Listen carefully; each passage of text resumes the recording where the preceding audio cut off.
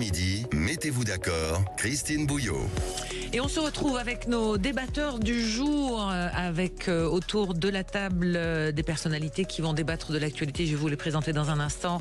On se posera ensemble cette question. Et si c'était lui qui empêchera l'ascension de Bruno Retailleau, le ministre de l'Intérieur, qui se porte donc officiellement candidat à la présidence des Républicains? Il l'a écrit aux militants. Laurent Wauquiez voit déjà rouge et la couleur est assez faible. Et même au RN, on surveille cette ascension de près avec cette nouvelle ambition. Mesdames, messieurs les élus, il y en a autour de cette table. Accrochez-vous aussi. Le niveau de défiance envers les politiques atteint un niveau jamais vu. C'est le résultat édifiant de l'enquête du Cevipof qui a été publiée hier, ce baromètre annuel sur la confiance politique. 8 Français sur 10, et c'est juste un tout petit exemple, qui jugent la situation politique actuelle extrêmement grave. Et puis la justice des mineurs, au menu de nos députés aujourd'hui, restaurer l'autorité de la justice à l'égard des mineurs délinquants et de leurs parents. C'est le principe du texte porté par l'ancien Premier ministre Gabriel Attal. On va se poser cette question notamment, peut-on juger un mineur comme un adulte? Voilà, autour de la table pour l'instant, et je suis ravie de l'accueillir, Noémie Aliwa, donc journaliste, essayiste et auteur de La Terreur jusque sous les draps. Vous allez bien? Je vais très bien, Christine. Merci beaucoup d'être là. On a également Jean-Christophe Gallien qui doit arriver dans un instant, Régis de Castelnau qui est en cours d'arriver puisqu'il est à distance. Oui, voilà. On l'entend. J'avais oublié le code. Comment c'est possible, Régis? On vous salue. Mais je me demande, mais c'est l'Alzheimer. Je vais avoir 75 ans dans 3 semaines, ça doit être ça. Ah, bon, allez, il faut faire de l'exercice pour lutter contre les maladies neurodégénératives. En tous les cas, absolument. Vous êtes avocat avec votre blog Vue du droit, auteur d'une justice politique à l'artilleur et membre de la rédaction Front Populaire. Et puis on disait qu'il y avait un élu autour de la table, c'est vous, Charles Laloncle. Bonjour, député de l'Hérault, porte-parole de l'UDR, donc avec Éric Ciotti. Et bien sûr, on va voir comment vous avez reçu cette enquête du Cevipof, notamment. Mais il n'y a pas que ces sujets-là. On va commencer par vos tours de table de l'actualité, de vos coups de cœur et de vos coups de gueule, les uns et les autres. On va commencer avec vous, Régis, un coup de gueule contre le secrétaire général de l'Élysée. Qu'a-t-il encore fait? Ah oui, j'aime bien. Pour vous, je parle, selon vous. Selon moi, mais qu'a-t-il encore fait? Il est quand même souvent, je veux dire, critiqué. Eh bien, écoutez, hier, il était convoqué à la commission parlementaire à l'Assemblée nationale pour être auditionné sur le dérapage des finances publiques. Et puis, ce brave garçon, une première fois, il avait été convoqué, puis il avait demandé pour des questions d'agenda que ce soit reporté. Et là, il a dit non. Je vais pas venir parce que finalement c'est une atteinte à la séparation des pouvoirs, ce qui est une absurdité. Le président de la République a des immunités, dont celle-là. Il ne peut pas être convoqué, mais les fonctionnaires qui l'entourent, absolument. Cette immunité ne s'étend pas aux fonctionnaires. En matière pénale, n'en parlons pas, ça a été jugé 10 fois par la Cour de cassation. Et donc, il invoque cet argument, alors même qu'il y a des précédents, et je pense en particulier à Benalla, eh bien, il décide tout simplement de faire un bras d'honneur à la représentation nationale. Je trouve ça assez effarant, et j'ai l'impression que désormais, certains se permettent tout. Alors, naturellement, il y a des solutions possibles. Il faudrait que M. Coquerel, président de la commission d'enquête, demande au procureur de bien vouloir délivrer un mandat d'amener et d'envoyer la force publique à l'Élysée pour chercher Monsieur Colère. Ce serait comme ça que ça devrait se passer. On imagine comment ça se passerait aux États-Unis. Personne ne se risquerait à ce genre de bravade. Je trouve ça scandaleux et ça montre bien, je veux dire, le délabrement de nos institutions. Alors, je sais que vous avez parlé hier de la nomination de Richard Ferrand au Conseil constitutionnel, mais là, hop, aujourd'hui, nouvel exemple de la désinvolture et de l'arrogance avec laquelle le secrétaire général de l'Élysée, excusez du peu, traite la représentation nationale. Il a le droit de refuser comme ça. Je pensais que c'était... Enfin, c'était une obligation. C'est extrêmement rare dans le cadre d'une commission d'enquête ou même d'une audition. Nous, on le voit. En fait, on est tenu de répondre à la représentation nationale. On est passible alors d'une amende, mais qui, je crois, est pas très lourde, pas très dissuasive. Mais en fait, je crois que des sanctions comme ça n'ont quasiment jamais été appliquées, parce que tout le monde s'est exécute depuis longtemps. Régis. Non, attendez. C'est une infraction pénale. C'est une infraction pénale. De ne pas se présenter ou de mentir? C'est une infraction pénale. Alors, c'est le régime, si vous voulez, c'est le régime du témoin dans une procédure judiciaire. La subornation de témoin, lorsqu'on a appris, par exemple, dans le livre de Davé et l'homme, à propos du Covid, que toutes les auditions par la justice, cette fois-ci, par la justice, à l'occasion de l'instruction, avaient été préparées à l'Élysée, que la déposition de Richard Ferrand avait été modifiée à la demande de M. Colère. Subornation de témoins, naturellement, aucun magistrat n'a bougé. Là, en l'occurrence, on est dans ce système. Il est tenu de venir, et s'il ne vient pas, on peut lui envoyer la force publique. Il peut tout à fait, au cours de son audition, dire « Désolé, mais je ne peux pas vous donner la teneur de mes entretiens avec le président, parce que ça relève effectivement de la protection du président et de la protection de l'exécutif qu'il incarne. » Bien, ça c'est une chose. Mais de la même façon, d'ailleurs, un médecin entendu ou un avocat entendu pourront dire « secret professionnel » ou ce qu'avait fait Benalla, qui avait dit « je ne peux pas répondre à cette question parce qu'il y a une procédure judiciaire en cours. Donc, vous ne pouvez pas empiéter. Ça, c'est normal. Mais monsieur Colère doit se présenter, enfin. Oui, il doit se présenter, et pas seulement pour des raisons politiques ou de droit, mais aussi effectivement pour des questions de morale. Il doit se présenter face à la représentation nationale pour répondre, ou ne pas répondre d'ailleurs, mais en tout cas, il doit honorer son rendez-vous. Mais la question de fond dans cette affaire, c'est celle de la responsabilité face au dérapage des comptes publics, vous l'avez dit. C'est-à-dire que personne ne veut assumer la responsabilité de ce dérapage, qui, tout le monde le sait aujourd'hui, est estimé à plus de 3 000 milliards de dettes. Et aujourd'hui, personne ne veut assumer cette responsabilité. Vous avez Bruno Le Maire qui vous explique que c'est à cause du Covid. Souvenez-vous, il avait donné une interview dans laquelle il expliquait qu'il avait, je cite, sauvé l'économie française. Le président de la République qui explique aussi que c'est dû à un certain nombre d'éléments qui ont animé l'actualité, qui ont fait que tout cela a dérapé. Mais il va bien falloir qu'à un moment donné, quelqu'un assume cette responsabilité, dans la mesure où nous tous, nous allons devoir demain peut-être payer ces dettes. Nous allons devoir en tout cas nous serrer la ceinture, c'est ce qu'on nous dit régulièrement. Et donc, nous allons devoir assumer aussi une parole politique et une action politique qui manifestement n'a pas été à la mesure des enjeux. Donc qui va prendre cette responsabilité? Qui va se présenter demain devant la nation française et dire nous assumons, nous avons fait une erreur, nous n'avons pas fait ce qu'il fallut à un moment donné? En tous les cas, le Cevipof qui a sondé les Français et aussi nos voisins allemands, italiens et des Pays-Bas à la réponse, 8 Français sur 10 désavouent la politique et les personnalités politiques, entre le monde politique est sévèrement décrié. Allez, on s'arrête parce que l'info arrive de 11h avec également les courses, et on se retrouve tous les 4 pour parler de l'actualité et débattre et tenter de se mettre d'accord. À tout de suite. Sud Radio. Sud Radio. Parlons vrai. Parlons vrai. Sud Radio. Parlons vrai. Sud Radio, le 10h midi, mettez-vous d'accord, Christine Bouillot. Et toujours en compagnie de Jean-Christophe Gallien, politologue et conseiller en communication, qui est en route. Régis de Castelnau, avocat, votre blog Vue du droit, auteur d'une justice politique, c'est aux éditions de l'Artilleur, membre de la rédaction de Front Populaire. Charles Aloncle, député de l'Hérault, porte-parole de l'UDR, et Noémie Alioua, journaliste, essayiste, auteur de La Terreur jusque sous nos draps aux éditions Plomb.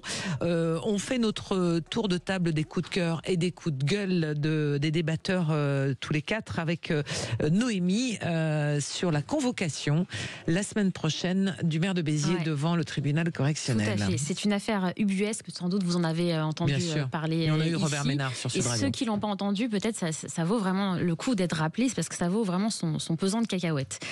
Tout commence le 6 juillet 2023 lorsque Robert Ménard, le maire de Béziers, il annonce qu'il refuse d'unir un couple dont l'époux, Moustapha et Eva, c'est le nom de ce couple.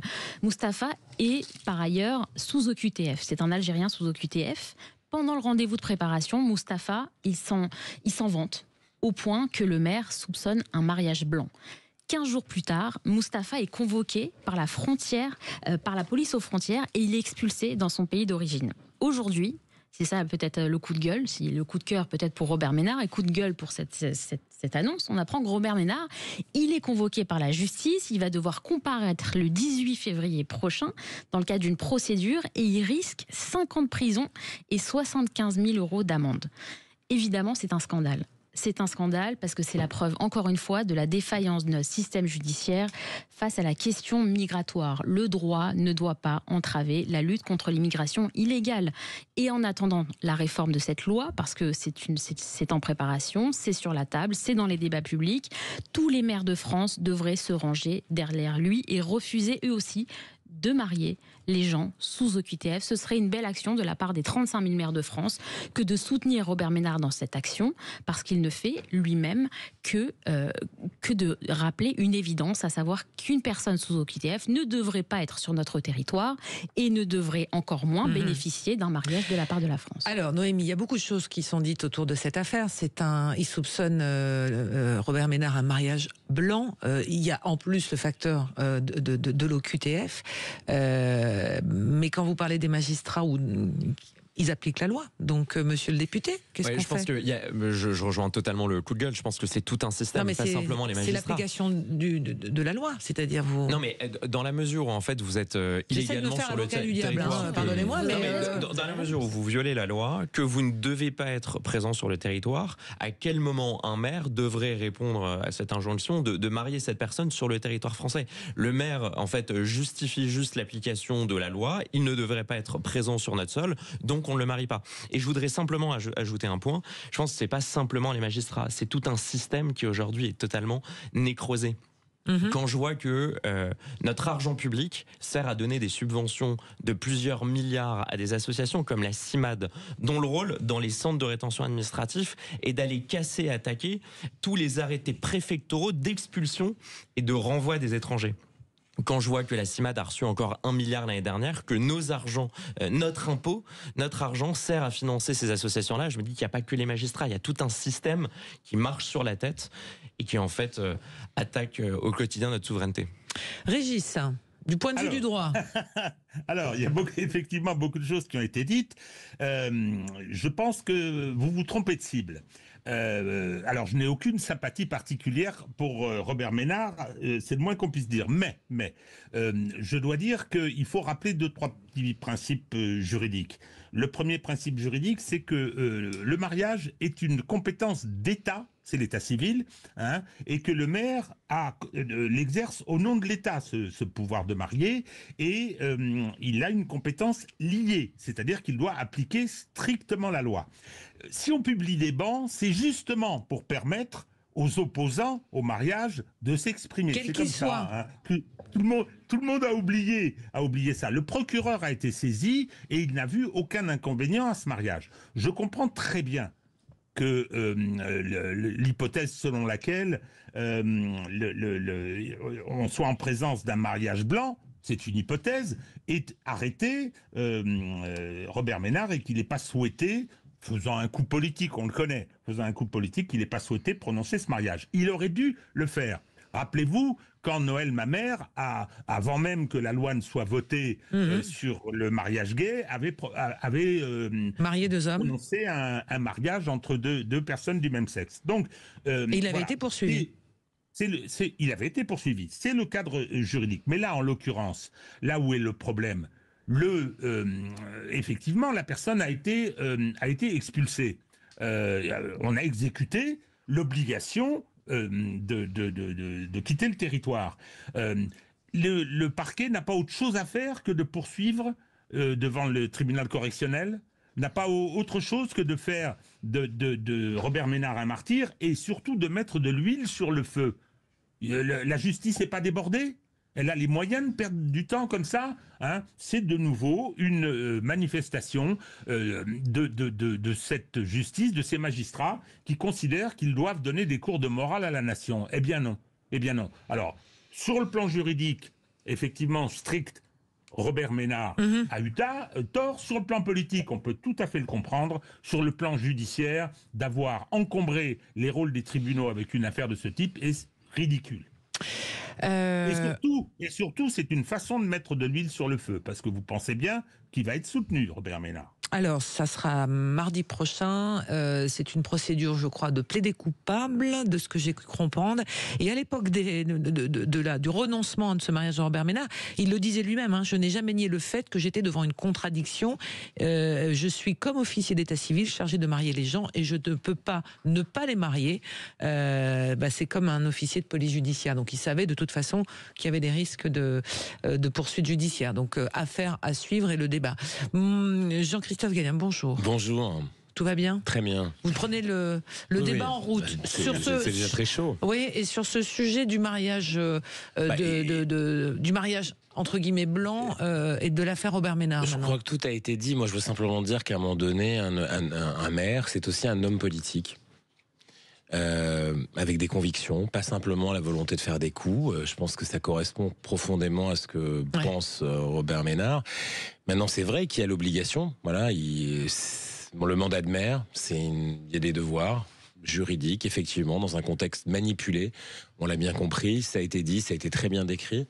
Maintenant, moi, je trouve aussi qu'il y a là interrogation à porter sur ce rôle des juges, qui certes viennent derrière tout cela tenter de corriger des manquements justement parce qu'un maire aurait outrepassé ou dépassé ou oublié parce que politiquement sa conscience faisait qu'il n'avait pas envie d'aller jusqu'au bout et qu'il savait très bien ce qu'il faisait mais à ce moment-là il renonçait.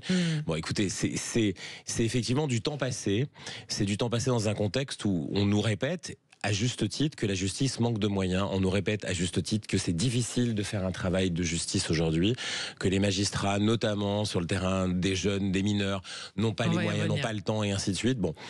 Écoutez, il y a une question à poser. J'ai pas de réponse. Simplement dire comme Régis que effectivement, je le regrette parce que dans le cas présent, bien sûr, le droit et le juge est là pour faire appliquer le droit ou tenter de le faire, mais le droit doit être respecté. On est dans un état dit de droit. Maintenant, la clause de conscience peut-être aussi pour un être politique, maire certes, mais engagé sur une vision de société qui correspond au réel aussi. Peut-être qu'on peut l'interpréter différemment. Oui, juste un petit mot. Le droit, vous allez me dire, Régis, mais le droit n'est pas gravé dans le marbre. Non. Il évolue aussi. Il peut être interprété. Parce que justement, il peut y avoir des choses qui ne sont pas complètement logiques ou en rapport avec l'époque. Donc le droit pourrait très bien évoluer, c'est une possibilité. Le problème, c'est que si ça prend du temps, Robert Ménard pourrait potentiellement être condamné. Et c'est pour ça qu'il faudrait des actions symboliques, peut-être de soutien. Bon, là, Robert Ménard a décidé d'en faire une tribune. Il est partout. Il se rend à la convocation. Il fait le tour des plateaux télé. C'est aussi une stratégie politique. Régis. Attendez, le problème, non, on ne fait pas évoluer la loi tout seul. On ne fait pas comme Edwy Plenel. Il y a Donald Trump qui signe des décrets tous les matins. Je parle d'Edwy Plenel qui s'était auto-attribué un taux privilégié de TVA, ce qui lui permettait de mettre la différence dans sa poche. Non, c'est pas comme ça que ça fonctionne. Aujourd'hui, il a été rattrapé par la patrouille. Robert Ménard avait une obligation de prononcer ce mariage. Il ne l'a pas fait. Mais le procureur qui a lancé il a ce qu'on appelle l'opportunité des poursuites. C'est là où il aurait dû s'abstenir de poursuivre, évidemment. Et donc, je rappelle à ce procureur que je ne connais pas, je lui rappelle qu'en France, il y a tous les ans en France, 2 millions d'infractions avec auteur connu qui ne sont pas poursuivies. Donc aujourd'hui, on est obligé de déstocker dans les tribunaux. Il y a une circulaire qui dit toutes les affaires qui ont plus de 3-4 ans, hop, vous les classez sans suite. Et là, il y avait une obligation de se dépêcher de poursuivre Robert Ménard. C'est un acte politique de la part du procureur et je le trouve scandaleux. Allez, on referme cette page et on va continuer le tour de table avec vous, Charles et Jean-Claude, pour après attaquer les débats du jour. On s'arrête un court instant sur Sud Radio. À tout de suite. Sud Radio. Sud Radio. Parlons vrai. Parlons vrai. Sud Radio. Parlons vrai. 10h midi, mettez-vous d'accord. Christine Bouillot. Allez, on va parler dans un instant des ambitions de Bruno Retailleau qui veut prendre la tête des LR. La guerre des chefs à droite est-elle démarrée? La justice des mineurs qui arrive à l'Assemblée nationale. Est-ce qu'on doit juger un mineur comme un majeur? Et puis la défiance, c'est-à-dire la défense des Français, mais c'est surtout la défiance des Français, une partie des Européens aussi. C'est l'enquête Cevipof qui le montre envers les politiques. C'est un niveau jamais mais mesurée. On continue notre tour de table des coups de cœur et des coups de gueule. Charles Aloncle, un coup de gueule contre la dégradation des facs par l'extrême gauche. Oui, et puis la dégradation, c'est aussi l'occupation, c'est aussi les violences qui sont commises à l'encontre d'étudiants qui veulent simplement étudier. Et c'est mon coup de gueule, il est surtout contre le silence assourdissant d'Elisabeth Borne et son ministre totalement inconnu, Philippe Baptiste de l'enseignement supérieur. On a depuis plusieurs semaines donc des universités qui sont bloquées, avec des dégradations qui se chiffrent en plusieurs centaines de milliers d'euros. On a l'administration de l'université Rennes 2 qui hier, donc l'université a fermé et donc l'administration a publié un communiqué comme quoi l'ampleur des dégâts, et les vidéos étaient confondantes et extrêmement choquantes, c'est estimé à 300 000 euros et donc l'université ne sait pas quand est-ce qu'elle pourra rouvrir. On a l'université de Toulouse-le-Mirail où l'extrême gauche a voulu... Jean Jaurès maintenant on dit. Jean Jaurès, oui. D'accord, je l'ignorais. Où l'extrême gauche a voulu occuper le restaurant universitaire et donc en prévention le resto a été fermé, les étudiants n'ont pas pu venir déjeuner dans ce resto. Dans cette même université, on a hier ou avant-hier des étudiants de l'Uni qui ont été agressés avec certains étudiants qui sont partis à l'hôpital. Et des cas comme ça, il y en a dans toute la France depuis plusieurs semaines. On répertorie Nantes, Montpellier, Brest, Poitiers.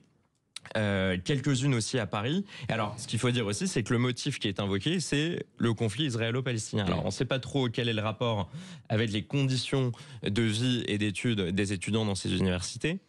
Mais ça montre le niveau de déconnexion, le niveau de violence, le niveau de syndicalisme complètement hors sol de ces syndicats. Et je finirai par une chose, c'est à l'université Dauphine, on n'en avait pas beaucoup parlé, en août dernier, à la sortie d'une conférence de Rima Hassan, un étudiant juif avait été agressé par des militants de la Jeune Garde, qui est un syndicat dont Raphaël Arnaud, député aujourd'hui, était le porte-parole. Et donc vous voyez aujourd'hui cet antisémitisme latent qui gangrène ces mouvements d'extrême gauche continue. Les ministres sont totalement silencieux, aucune action n'est prise, ces syndicats ne sont pas dissous et toutes ces universités continuent à être occupées, les étudiants empêchés d'étudier. C'est parfaitement scandaleux. Après, c'est des îlots qui sont connus, identifiés. Vous parliez de Toulouse. Voilà, ce sont des îlots d'universités très, très revendicatrices, etc. Il y a effectivement une espèce de tradition qui s'installe aussi d'étudiant en étudiant par rapport à ça. Mais les dégradations, c'est effectivement pour les universités un coût majeur. Notons aussi que le budget de l'éducation, en tous les cas de l'enseignement supérieur, a quand même été sérieusement rabioté. Ça peut faire partie des coups de gueule aussi parce que c'est pas toujours un bon signal pour la jeunesse aussi. On continue les coups de cœur et les coups de gueule. Jean-Christophe Gallien. Ça vient juste avant, ou bien avant, c'est-à-dire qu'effectivement, je partage l'avis de la volonté pour certains de changer la donne en matière judiciaire chez les mineurs, parce qu'on a vu évoluer des comportements, on a vu s'anticiper des violences, des délits qui sont pratiqués par des jeunes gens de plus en plus jeunes, c'est le cas de le dire. Donc évidemment une réflexion importante, on parlait de l'évolution du droit tout à l'heure, le droit suit l'évolution de la société, c'est normal, heureusement d'ailleurs, dans une démocratie.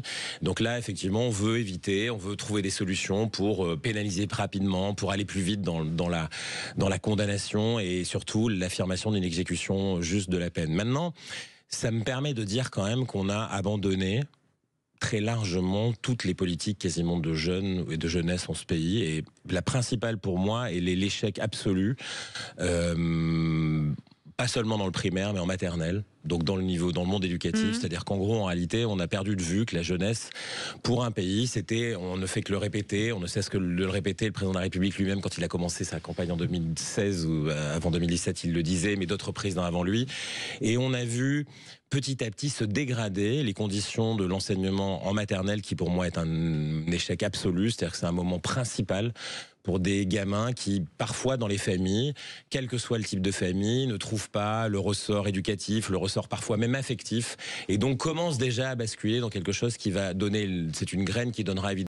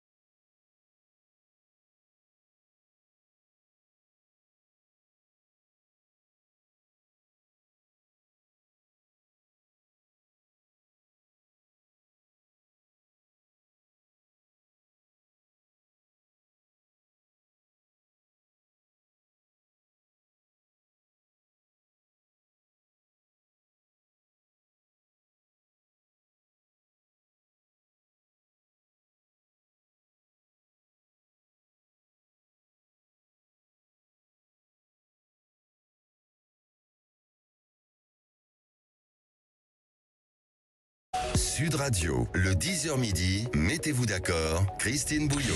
Allez, on est en compagnie de nos 4 débatteurs, Noémie Alioua, Charles Aloncle, Régis de Castelnau et Jean-Christophe Gallien. Donc la politique aujourd'hui se recentre, hier on parlait de la gauche, pardonnez-nous, on a parlé du duel Hollande-Olivier Faure, on va parler maintenant de ce nouveau duel qui va nous intéresser pendant les semaines qui viennent, entre Bruno Retailleau et Laurent Wauquiez. Donc Bruno Retailleau, ministre de l'Intérieur, a décidé donc de se porter candidat. Il a adressé un courrier aux militants LR pour la présidence des Républicains. Réaction immédiate de Laurent Wauquiez. Le ministre de l'Intérieur prend la lourde responsabilité, je cite, d'ouvrir une guerre des chefs à droite. Visiblement, ce que tout le monde voulait éviter. Alors, Régis, je vais commencer par vous. Non, je ne sais pas pourquoi. Si, avec plaisir. J'étais en train de rire. C'est pour ça que je me suis dit, tiens, vous voyez que Noémie rigolait aussi. Tout le monde a l'air de rire autour du plateau. Non, mais tout le monde a l'air de rire. La guerre des chefs de Wauquiez, mon Dieu. Alors, pourquoi, mon Dieu? Si vous voulez, je rappelle quand même, ou plutôt je vais poser la question, on peut nous rappeler le score des LR à la présidentielle 2022 on peut nous rappeler les scores des LR aux européennes de 2024, aux législatives de 2024, et là ils sont en train de se disputer autour de ce qui reste un petit îlot. Enfin, ils ont 30 députés, je crois, à tout casser.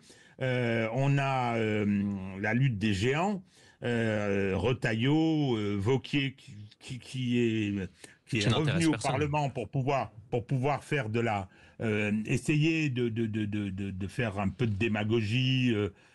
Et puis on a Lisnard qui attend. Lui, il a un avantage, c'est qu'il est président de l'Association des maires de France. Ça, c'est du lourd. 4,78 Valérie Pécresse à la présidentielle.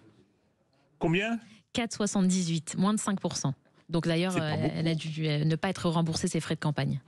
C'est pas beaucoup. Mais elle n'est pas dans la course, elle. Non. Ça tient très très loin de tout ça. Oui, parce que c'est comme Anne Hidalgo, elles ont pris tellement camouflé que... Ce que vous nous avez dit juste avant, la gauche, donc effectivement le Parti socialiste qui s'est retapé un peu grâce à Jean-Luc Mélenchon et à la stratégie des castors en 2022. Aujourd'hui, le combat des géants, c'est entre François Hollande. Non, mais revenons à Retailleau-Wauquiez, s'il vous plaît, Régis. On a fait déjà hier la gauche. C'est pareil, c'est-à-dire que c'est dérisoire. Est-ce que Bruno Retailleau, finalement, qui aujourd'hui, semble-t-il, dans les enquêtes d'opinion, est bien perçu, il est visiblement apprécié également des militants, il est surveillé de près par Noémie, si je ne m'abuse, par le camp Rassemblement National aussi. Il marche sur leur plate-bande, manifestement, bien sûr, sur les questions sécuritaires, de lutte contre l'immigration, contre la criminalité, il marche sur les plates-bandes du Rassemblement National. Il marche sur les plates-bandes dans les propos. Il y a deux choses. J'aimerais juste prolonger ce que disait Régis, parce que c'est intéressant. C'est vrai que les partis dits traditionnels, la droite traditionnelle et républicain, et le Parti socialiste se sont effondrés au cours des dernières élections présidentielles. Il y a un changement de clivage aujourd'hui. Ce ne sont plus les partis dits républicains qui dominent aujourd'hui à l'Assemblée nationale. Ce sont des groupes qui ont lié, parce qu'avant il y avait des digues avec ce qu'on appelait les partis d'extrême, l'extrême gauche et l'extrême droite. Aujourd'hui il n'y a plus de digues. Vous avez des grands groupes qui incluent les partis dits extrémistes avec des partis traditionnels qui se sont effondrés. Il y a eu un changement de clivage. Et ça, c'est vrai que c'est intéressant de voir que les Républicains, qui sont issus eux-mêmes de l'UMP, qui sont issus eux-mêmes du RPR, qui ont une longue histoire en France, aujourd'hui ne représentent plus grand-chose à l'heure qu'il est sur le terrain électoral. Maintenant, ça pourrait changer, effectivement, parce que Bruno Retailleau, et en ce sens, c'est peut-être la seule personne aujourd'hui qui peut dire merci Macron, merci patron, parce que c'est grâce à Emmanuel Macron qu'aujourd'hui, Bruno Retailleau, il a eu sur lui une lumière qu'il n'avait jamais eue et il bénéficie d'une popularité extrême. Et donc, on peut comprendre aussi que Laurent Wauquiez soit vert, mais c'est une question de stratégie aussi. C'est-à-dire qu'on voit que la stratégie qui a été celle de Retailleau d'entrer dans le gouvernement Macron a été la bonne, parce qu'il a été proposé à l'époque à Laurent Wauquiez d'entrer dans ce gouvernement, il a refusé, parce qu'il considérait que c'était une sorte, vous savez, rappelez-vous, on parlait de Titanic. Le Titanic, c'est les gouvernements Macron qui sont très instables, dont on ne sait pas véritablement jusqu'à quand est-ce qu'ils vont pouvoir durer, parce que la popularité du président de la République est en berne, etc., à cause de la dissolution notamment. Et donc, dans cette incertitude, Laurent Laurent Wauquiez n'a pas voulu rejoindre Macron. Or, il l'a fait, Retailleau. Et aujourd'hui, il en bénéficie des fruits parce que manifestement, il est extrêmement populaire. Et effectivement, il est plus populaire qu'il ne l'a jamais été. Donc on peut comprendre aussi que Laurent Wauquiez soit vert de rage et de jalousie. Alors, Charles Aloncle, dans le camp d'Éric Ciotti, dont vous êtes le porte-parole, on est embêté, on est parti trop vite? Non, on n'est pas embêté du tout. En fait, Bruno Retailleau, on l'apprécie à titre personnel. Moi, j'ai fait toutes mes classes à l'UMP aux Républicains, mais il parle comme nous, il pense comme nous, mais depuis qu'il est aux responsabilités, il agit pas comme on agirait si on était aux responsabilités. Il agit pas tout court d'ailleurs, et c'est ça qui est d'ailleurs. Mais comme quoi, par exemple? Un exemple tout simple. Il y a quelques mois, on a proposé 2 propositions de loi qui sont soutenues par 85% des Français. Rétablir les peines planchées que Christiane Taubira avait supprimées et expulser les délinquants et les criminels étrangers. 85% des Français sont d'accord avec ça. Qu'a fait M. Retailleau? Il a envoyé son ministre délégué à la tribune de l'Assemblée pour appeler à voter contre ces 2 propositions de loi. Donc, des rangs de la France insoumise jusqu'au rang des Républicains, vous n'avez pas eu un seul député qui a voté pour ces propositions de loi que 85% des Français attendent. Si c'est du copier-coller de ce que vous proposez, pourquoi il a le vent en poupe alors? Non, mais en fait, je pense qu'il a simplement. Pourquoi il fait mieux que vous finalement? Non, il fait pas mieux que nous. Il faut regarder dans les sondages. Mais je pense que les Français sont enfin satisfaits d'avoir, pour la première fois depuis 13 ans, un ministre de l'Intérieur qui pense comme eux et qui parle comme eux et qui met le doigt sur les bonnes priorités. Donc en fait, ça pourrait être Bruno Retailleau, ça pourrait être n'importe qui d'autre, ça pourrait être moi totalement inconnu qui deviendrait ministre de l'Intérieur, qui expliquerait exactement la même chose que Bruno Retailleau. La popularité serait exactement la même. Elle n'est pas liée à un homme. Elle n'est pas liée à une histoire, elle est liée simplement au rapport au réel que Bruno Retailleau est en train de réinstaller auprès de la société. Mais encore faut-il qu'il aille jusqu'au bout, qu'il prenne ses responsabilités et qu'il agisse. Un tout dernier point. Je pense qu'on l'a vu, Donald Trump arrivé comme président en l'espace d'1 heure et signe un certain nombre de décrets. Il y a des milliers de clandestins qui sont envoyés à la frontière. Le président colombien qui décide même d'envoyer son avion présidentiel pour aider à l'expulsion de ses propres ressortissants clandestins. Et on a Bruno Retailleau qui est en poste ministre de l'Intérieur depuis des mois et des mois, qui n'arrive même pas à gagner son bras de fer sur un pauvre influenceur algérien avec l'État algérien. L'humiliation est absolument totale. Il ne prend aucune mesure de rétorsion. Avec la justice administrative française. Il a un pouvoir réglementaire, le ministre de l'Intérieur, celui qui dispose du pouvoir réglementaire le plus exorbitant quasiment, et il n'en fait rien. Bon, Donald Trump, il a signé un décret cette nuit pour autoriser à nouveau la corruption des politiques. Ça devrait quand même nous interpeller aussi sur ce que propose Donald Trump au quotidien. Donc j'entends que vous dites, pour l'instant, il parle bien, mais il agit pas. Absolument. Donc on ne voit rien venir de la part de Bruno Retailleau. Et c'est très malheureux. C'est un fait que sa grande victoire politique aujourd'hui, c'est de dire le réel et de mettre la lumière de la parole politique sur ce qui se déroule sous nos yeux et qui est partagé effectivement pas par un sentiment par les Français, par une réalité d'expérience de vie des Français. Il a même dit la semaine dernière, dans l'affaire dont vous parliez, qu'il a même dit son impuissance. C'est-à-dire qu'il a révélé son impuissance. Donc il est vraiment dans un discours de vérité, puisqu'il a même été dans votre sens en disant, mais écoutez, moi j'ai voulu virer un influenceur algérien et j'ai pas pu le faire. Mais revenons sur la guerre des chefs à droite. Non, mais j'y viens juste après. La guerre des chefs à droite. Pour pouvoir prendre un parti, aussi petit soit-il, comme l'a dit Régis aujourd'hui. Pourquoi c'est si important? Parce que 2 points. Le premier point, c'est que même s'ils sont petits, ça constitue encore une force politique, et une force politique notamment dans la prochaine élection qui vient, et pas celle de la présidentielle, voire de la législative, à moins qu'elles soient anticipées, les deux, c'est l'élection municipale. Et aujourd'hui, les 2 forces dont nous parlons, c'est-à-dire les Républicains et le Parti Socialiste, hier vous en avez parlé, sont 2 forces qui, sur le plan territorial, sur le plan des gouvernements locaux, qu'ils soient évidemment conseils régionaux, conseils départementaux, mais pour ceux qui vont venir en élection ville, et ce qui suivra derrière, EPCI, agglomération, ainsi de suite, ils sont encore des représentants puissants de cette France territoriale. Vous avez dit que M. Lisnard était président de l'Association des maires, il n'en fait pas grand-chose d'ailleurs, mais c'est la réalité. Donc ça veut dire que ce sont des forces territoriales puissantes encore aujourd'hui, qui cherchent, à partir du moment où il y a un lien potentiel entre cette force politique, encore une fois territoriale, et le retour à la responsabilité politique nationale, en faire quelque chose, si vous voulez, comme un acte de vente potentiel, ou en tout cas une force de vente potentielle pour la présidentielle. Ce qui leur manque, et ce qui fait la force des deux grands partis qui aujourd'hui sont les favoris du premier tour de l'élection présidentielle. C'est un moteur politique. Et justement, ce moteur politique, ils essaient et qui deviendrait un moteur électoral, de le créer à la faveur, encore une fois, de quelque chose qui n'existait plus. Ils avaient été effacés des responsabilités politiques nationales. C'était l'effet Macron. Ils étaient, pour les uns et pour les autres, dilués dans la complicité de certains de leurs leaders qui étaient partis chez Macron. Je pense à monsieur Philippe, à l'ancien ministre de l'économie et des finances, monsieur Darmanin, et d'autres qui, pour la partie des droites, étaient venus très vite en 2017 se rendre complices de la gouvernance Macron et qui du coup avait largement contribué à l'effacement des Républicains, dont monsieur Wauquiez qui était parti sur son Aventin lyonnais pour l'Auvergne-Rhône-Alpes, même si il restait très concerné par les affaires nationales. Mais aujourd'hui, ce défi m'apparaît très grand parce que même s'il remporte à nouveau les municipales en 2026, ce qui est tout à fait possible.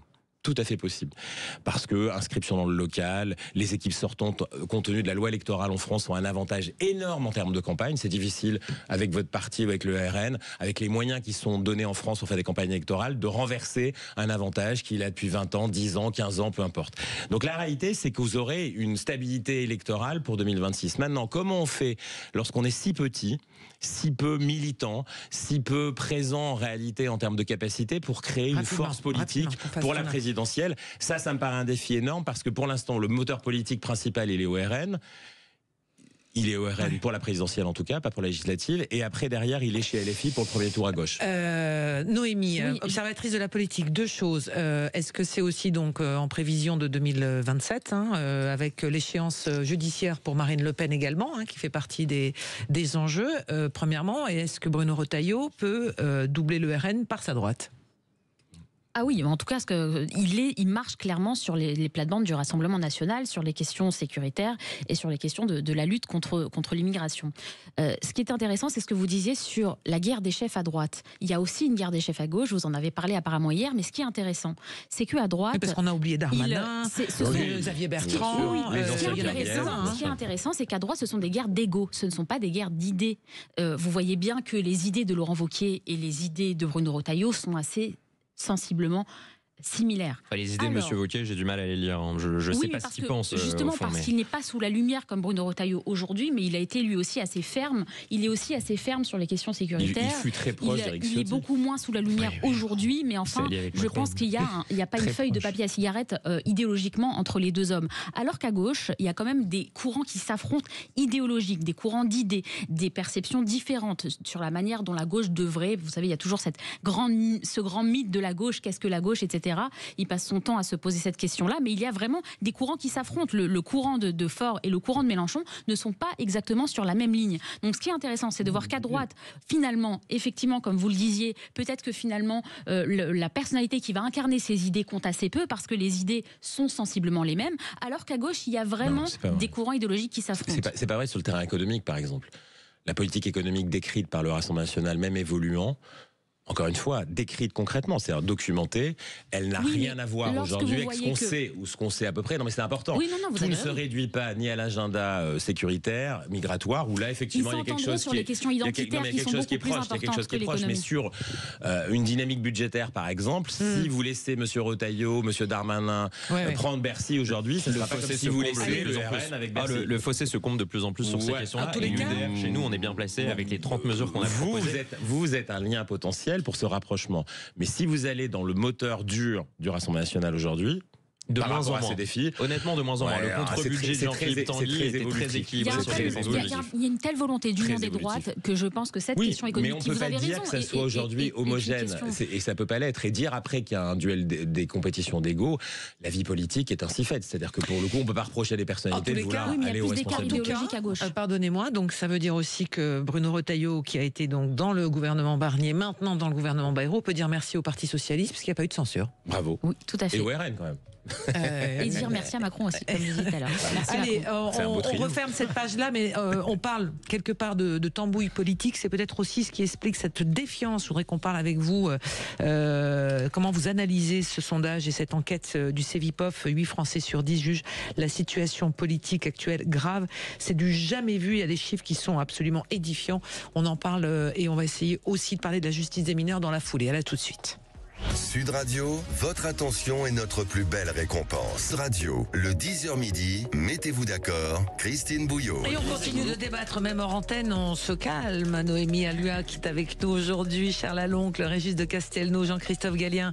On ouvre la page de cette enquête du Cevipof publiée hier. Une situation politique jugée très grave par 8 Français sur 10. C'est la première fois que l'étude montre à ce point une défiance des citoyens envers leurs dirigeants et envers la démocratie en général. Précisons que cette étude est faite sur plusieurs pays, la France, l'Allemagne, l'Italie et cette fois aussi aux Pays-Bas. Je vous livre quelques chiffres si vous ne l'avez pas lu. Seul un tiers des Français jugent légitime le gouvernement actuel qui allie le bloc central et la droite LR. Dans cette situation actuelle, les personnes interrogées accusent en premier lieu à 56% Emmanuel Macron, puisqu'évidemment c'est lui qui a lancé la dissolution, et il enregistre une cote de satisfaction de seulement 20%, c'est moins 7 points par rapport au dernier baromètre. Et enfin, mesdames, messieurs les élus, ne vous réjouissez pas trop vite, parce que 52% des Français pensent que les élections peuvent changer les choses, donc c'est un Français sur 2 seulement qui pense que ça peut changer. 71% disent que la démocratie ne fonctionne pas, le système de gouvernance est quand même plébiscité, mais 37% estiment une méfiance à l'égard des politiques, 26% du dégoût, 6% seulement de l'espoir. Et s'ils continuent à s'intéresser à la politique, 55% assez ou beaucoup, ils n'ont pas confiance dans les partis politiques. Charles Aloncle, vous êtes le représentant, bien malgré vous, des partis politiques. Ils n'ont pas confiance en vous pour résoudre leurs problèmes personnels. Comment vous le vivez, ça ? Est-ce que ça vous percute ou vous vous dites waouh, il y a quelque chose à faire, on le voit au quotidien, un cas de conscience, une révolution, faut qu'on se calme. Je pense qu'il faut revenir au peuple déjà, c'est pour ça que la pratique du référendum, et Dieu sait si j'apprécie pas Macron, je pense que le référendum est une très bonne porte de sortie pour retisser un lien de confiance avec les Français. Moi, sur ce sondage de Cevipof qui est accablant, j'y vois en fait 4 fléaux, 4 grands mots qui peuvent l'expliquer. Le premier, c'est déjà la pratique du mensonge qui a été quasiment institutionnalisée par beaucoup de représentants institutionnels ces dernières années. De Sibeth Ndiaye qui a assumé mentir pour protéger le président de la République.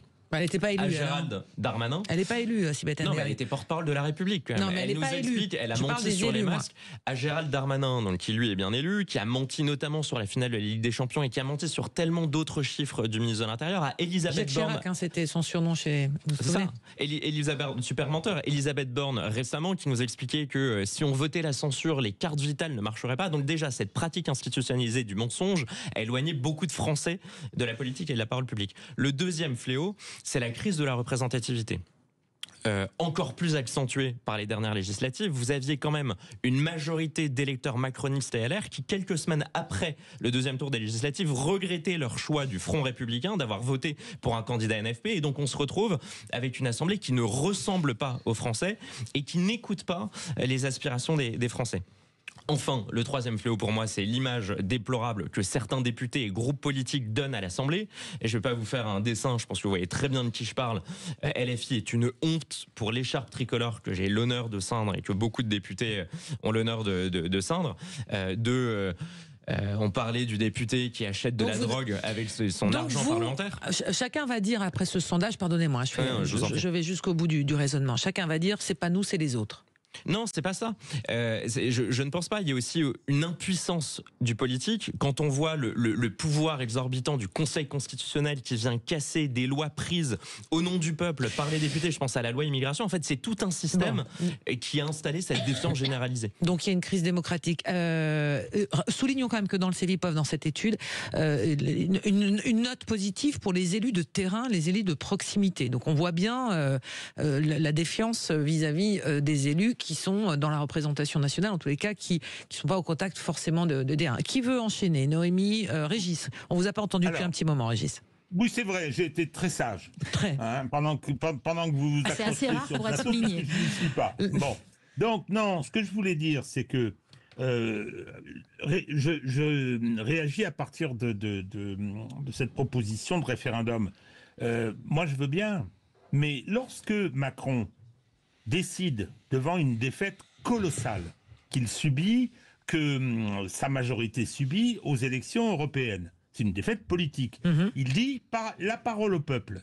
Et moyennant quoi, tout le monde dit après, c'est une catastrophe, c'est pas ce qu'il fallait faire. Moi, je veux bien que on vient de nous dire aujourd'hui le référendum va retisser du lien politique, du lien social.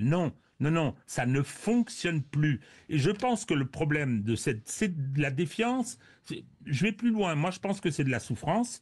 C'est que les Français constatent que le pays se décompose. Et pas seulement politiquement. Ils constatent que plus rien ne fonctionne vraiment. Oui, alors, est-ce qu'on ne peut pas contrebalancer ça en disant que dans cette enquête, les élus, on va dire des régions, des élus locaux, sont plutôt appréciés parce que finalement, ils répondent à des questions qui concrètement, Noémie, vont régler un problème assez immédiatement, alors que finalement, ces débats aujourd'hui, on voit bien que c'est tellement compliqué. Alors, oui, et puis parce que les élus de terrain sont moins dans la communication, ils sont moins sur les plateaux de télévision, mais par contre, leur action est vue directement par les administrés. C'est-à-dire que votre maire, vous voyez très très bien si ce qu'il a promis au cours de la campagne qui a permis de faire en sorte qu'il soit élu, si ses promesses sont respectées ou non. Ouais. Alors qu'un élu national, lui, il va vous faire d'autres promesses et il va vous dire nous avons le temps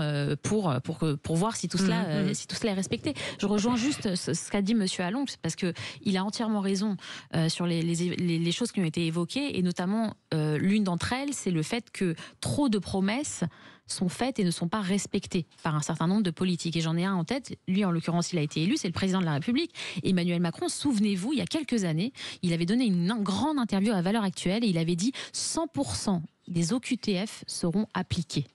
Et on se souvient de cette phrase parce que quand même pour l'annoncer, il faut ensuite la mettre en place derrière. Or, qu'en est-il aujourd'hui ? Nous sommes à moins de 10% des OQTF qui sont appliqués. Donc une preuve évidente que des paroles sont dites, des promesses sont faites par des élus, par des gens tout en haut de l'État, qui ensuite ne sont pas respectées. Et effectivement, ça participe à ce grand dégoût et cette grande méfiance vis-à-vis de la politique de la part d'une partie de nos concitoyens. Jean-Christophe, notre démocratie est malade ? Je ne crois pas qu'elle soit malade. On vient de vivre plusieurs mois de quelque chose qu'on ne connaît pas en France, de l'instabilité. Alors ça a commencé avec Emmanuel Macron, ses changements de Premier ministre, les changements de gouvernement, l'idée qu'à l'intérieur d'une élection, je suis pas tout à fait d'accord avec Régis, au moment où on finit une élection, on l'a même pas terminée, on vient à peine d'annoncer les résultats, on la commente, il vient comme quelqu'un, si vous voulez, qui dans une mauvaise série télévisée a créé votre téléviseur et viendrait dire au moment d'un programme qui est un programme très différent, vient vous dire, il vient comme ça, il prend l'antenne et il dit, on va repartir en élection. Ce qui était à la veille des Jeux Olympiques, à la veille du Tour de France, à la veille de l'été, au moment où les gens étaient un peu fatigués, il faut le reconnaître, déjà de cette instabilité qui avait été provoquée notamment par le changement de borne, le travail sur les retraites profond, difficile, et puis ensuite Attal qui vient, qui lui aussi annonce beaucoup mais ne fait pas grand-chose, notamment sur l'agriculture. Vous voyez, tous ces éléments-là, cette instabilité qui s'est ensuite accélérée puisqu'il y a eu l'été, un moment sanctuaire, les Jeux Olympiques, où là je peux vous dire qu'il n'y avait pas de problème, ni avec les politiques, ni avec qui que ce soit, vous faites la même enquête en flash à ce moment-là, vous n'avez pas de difficulté. Même les gens pouvaient presque aimer Emmanuel Macron en ce moment-là, Gabriel Attal, parce qu'ils avaient disparu, ils étaient juste dans la tribune aux Jeux Olympiques. Et puis après, on reprend le cours de cette instabilité, on l'accélère même. Et on change à nouveau. Et aujourd'hui, on a un commencement, un début de quelque chose qui passe de l'agenda de la semaine à l'agenda du mois. Donc vous vous rendez compte, on est rendu. Donc ça, c'est le factuel du moment. Derrière, qu'il y ait une difficulté de relation avec les politiques au niveau national. Parce que le local, c'est facile, c'est direct. Parfois, on l'aime pas, son maire. Je suis pas sûr que tous les gens qui habitent Grenoble aiment beaucoup le maire de Grenoble. Je pense pas que tous les Lyonnais aiment le maire lyonnais. Je pense pas que ceux de Bordeaux aiment tous à Bordeaux. Ouais, il y a toujours des gens difficiles. Et à Paris, j'en parle même pas. Mais la réalité, c'est qu'au national, si vous voulez, on constate quoi ? C'est que cette instabilité vient rajouter de l'impuissance à l'impuissance préalable. C'est-à-dire que l'impuissance, c'était quoi ? De ne pas dire le réel. Pourquoi Retailleau, en ce moment, ça marche mieux ? Parce qu'il ne fait pas grand-chose, en effet. Il fait pas grand-chose, il n'a pas le temps. Il aura peut-être même pas le temps d'aller au bout. Mais il dit des choses qui sont vraies. Il arrête avec le mensonge. Et le grand mensonge, ça n'a pas été tout ce qu'on a dit, ça a été celui du mensonge des finances publiques et de la situation économique du pays, qui pour le coup est un mensonge d'État. Et là, c'est très létal. Là, c'est très létal. Les Français sont pas idiots. Le parlons vrai, visiblement, ça marche. Et c'est le slogan de Sud Radio. On va continuer dans un instant avec André Berkoff. Merci à tous les quatre pour cette émission et ce débat. Merci. Très bon appétit, très belle journée et à demain. Sud Radio. Sud Radio. Parlons vrai. Parlons vrai. Sud Radio. Parlons